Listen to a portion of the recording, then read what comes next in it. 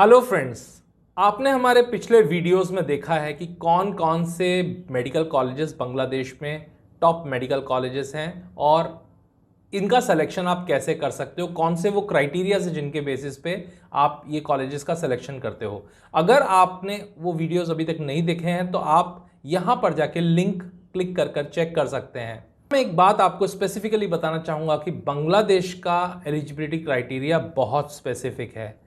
इसलिए स्टूडेंट को जब तक बहुत क्लियर ये नहीं मालूम होगा कि वो स्टूडेंट वहाँ के लिए एलिजिबल है या नहीं, आप इस विषय में कोई डिसीजन नहीं ले पाएंगे। तो चलिए आज इस वीडियो में हम बात करने जा रहे हैं एलिजिबिलिटी क्राइटेरिया फॉर बांग्लादेश। और अगर आपने हमारा ये चैनल अभी तक सब्सक्राइब नहीं किया है तो इस चैनल को सब्सक्राइब करें, बेल आइकॉन को प्रेस करना ना भूलें जिससे कि आने वाले वीडियोस के नोटिफिकेशंस भी आपको मिल सकें। तो बांग्लादेश में अगर आपको एमबीबीएस में एडमिशन लेना है तो जो क्राइटेरिया नेशनल मेडिकल कमीशन का है, यानी कि आपकी उम्र कम से कम 17 साल पूरी होनी चाहिए उस साल में जिस साल में आपने एडमिशन लेना है। इसके अलावा आपका नीट क्वालिफाई होना चाहिए, आपके 50% मार्क्स होने चाहिए। ये तो बेसिक क्राइटेरिया है जो कि एनएमसी ने रखा हुआ है, लेकिन बांग्लादेश के अंदर एलिजिबिलिटी क्राइटेरिया थोड़ा सा डिफरेंट है, इसलिए इसको समझना भी बहुत ज़रूरी है। चलिए तो जानते हैं कि बांग्लादेश में एमबीबीएस करने का एलिजिबिलिटी क्राइटेरिया क्या है। तो इसमें सबसे पहली चीज़ जो भी नेशनल मेडिकल कमीशन के बेसिक रूल्स हैं, यानी आप नीट क्वालिफाइड होना चाहिए, वो बांग्लादेश में भी मैंडेटरी है। लेकिन इसके अलावा उस स्टूडेंट की उम्र 17 ईयर्स कंप्लीट होनी चाहिए 31 दिसंबर ऑफ द ईयर जिस साल में वो एडमिशन ले रहा है। तो और अब इसके बाद मैं आपको वो कंडीशंस बताने जा रहा हूं जो स्पेसिफिकली बांग्लादेश में ही मांगनी जाती है, लेकिन यहाँ ये कंडीशंस बहुत रिजिड हैं और आपको इसको फॉलो करना पड़ेगा।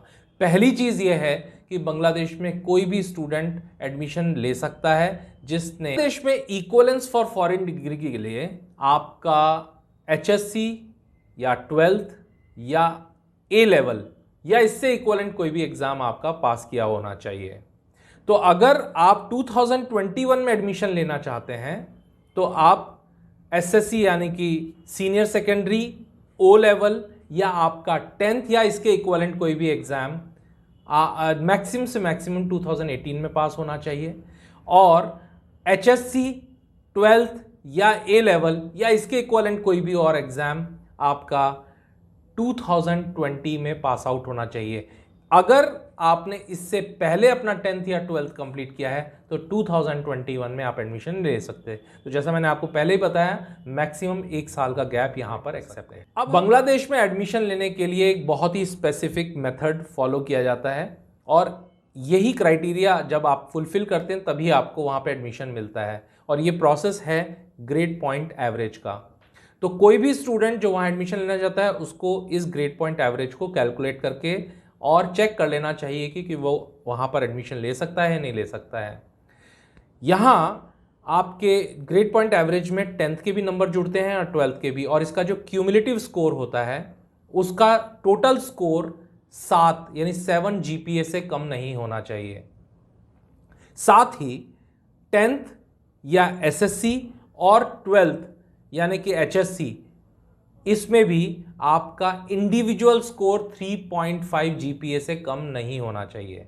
और एक क्राइटेरिया और है, वो ये है कि आपका 12th बायोलॉजी में जीपी यानी ग्रेड पॉइंट 3.5 से कम नहीं होना चाहिए। अभी ग्रेड पॉइंट क्या है, कैसे कैलकुलेट किया जाता है, मैं अब आने वाली स्लाइड में आपको समझाने वाला हूं। तो चलिए समझते हैं कि किस तरीके से आप ये ग्रेड पॉइंट कैलकुलेट कर सकते हैं। तो सबसे पहले हम लेते हैं 10th की जीपीए कैलकुलेशन, क्योंकि मैंने आपसे बताया कि 10th और 12th दोनों के मार्क्स इसमें जोड़े जाते हैं। तो किसी भी स्टूडेंट ने जिसने 10th कंप्लीट किया है, ज़्यादातर स्टूडेंट या तो 5 सब्जेक्ट या कोई एक एडिशनल सब्जेक्ट 6 सब्जेक्ट के साथ 10th करते हैं। तो आपको टॉप 5 सब्जेक्ट्स जिसमें आपने सबसे अच्छे स्कोर किए हैं वो टॉप 5 सब्जेक्ट्स के नंबर लिखने होंगे और उसका जो टोटल एवरेज है वो आपको जोड़ना होगा।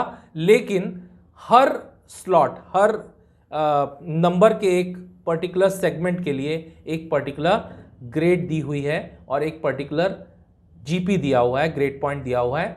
वो क्या ग्रेड पॉइंट्स हैं आइए देखते हैं हमारी स्लाइड में। चलिए देखते हैं किस तरह से हम 10th का जीपीए कैलकुलेट कर सकते हैं।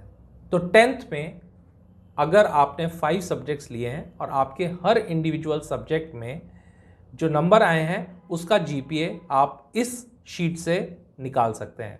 अगर किसी स्टूडेंट ने स्कोर किए हैं 80 से लेकर 100 के बीच में तो उसको ग्रेड पॉइंट मिलते हैं 5 और उसका ग्रेड होता है A+। अगर स्कोर आपका 70 से लेकर 79 के बीच में है तो ग्रेड पॉइंट आपके हैं 4 और ग्रेड है आपकी A। 60 से 69 के बीच में 3.5 ग्रेड पॉइंट और ग्रेड है A-। 50 से लेकर 59 के बीच में ग्रेड पॉइंट 3 और ग्रेड है B। और 40 से 49 के बीच में ग्रेड पॉइंट है 2 और ग्रेड है C। लेकिन कोई भी स्टूडेंट जिसकी ग्रेड D है वो स्टूडेंट एलिजिबल नहीं है। C से नीचे वाली ग्रेड एक्सेप्टेबल नहीं है बांग्लादेश में। तो अब एक एग्जाम्पल लेते हैं। एक स्टूडेंट है जिसने 5 सब्जेक्ट्स में पढ़ाई की है और उसके 5 सब्जेक्ट के स्कोर कुछ इस तरह से हैं कि उसके इंग्लिश में 68 मार्क्स आए हैं। पिछली शीट जो मैंने आपको दिखाई थी उस शीट से हम 68 को लेंगे 3.5 ग्रेड्स तो उसको मिलेंगे 3.5 ग्रेड्स। हिंदी में उसको 75 स्कोर आया है इसलिए उसको मिलेंगे ग्रेड 0.4। मैथ्स में 85 के लिए मिलेंगे ग्रेड 0.5। साइंस में स्कोर किए हैं 82 तो ग्रेड 0.5 और सोशल स्टडीज में 90 मिले हैं इसलिए ग्रेड 0.5। तो अगर हम ये पांचों की ग्रेड्स लिखने के बाद इन सभी का एक टोटल कर लेंगे तो टोटल 3.5 + 4 + 5 + 5 + 5 इसका टोटल जोड़ बनता है 22.5। अब क्योंकि हमें इसका एवरेज निकालना है, ग्रेड पॉइंट एवरेज निकालना है, तो हम ये पांचों स्कोर के टोटल को 5 से डिवाइड कर देंगे। तो 22.5 को 5 से जब हम डिवाइड करते हैं तो इसका टोटल एवरेज आता है 4.5, यानी इस स्टूडेंट का 10th का जीपीए है 4.5। अब इसी शीट के अनुसार हम चलते हैं, कैलकुलेट करते हैं 12th की जीपीए। तो 12th में किसी भी स्टूडेंट की मिनिमम मार्क्स 60 होनी चाहिए बायोलॉजी में और फिजिक्स और केमिस्ट्री में 50 से नीचे नहीं होनी चाहिए। अगर इससे नीचे उनका स्कोर है किसी भी सब्जेक्ट में तो वो स्टूडेंट एलिजिबल नहीं है। हम ऐसा कह सकते हैं कि क्वालिफाइंग ग्रेड जो किसी भी सब्जेक्ट की है वो इंडिविजुअली C होनी ही चाहिए। C ग्रेड से नीचे कोई भी स्टूडेंट एलिजिबल नहीं है। तो और 12th के अंदर हम टोटल जीपीए कैलकुलेट करते हैं सिर्फ 3 सब्जेक्ट्स पे, फिजिक्स, केमिस्ट्री और बायोलॉजी।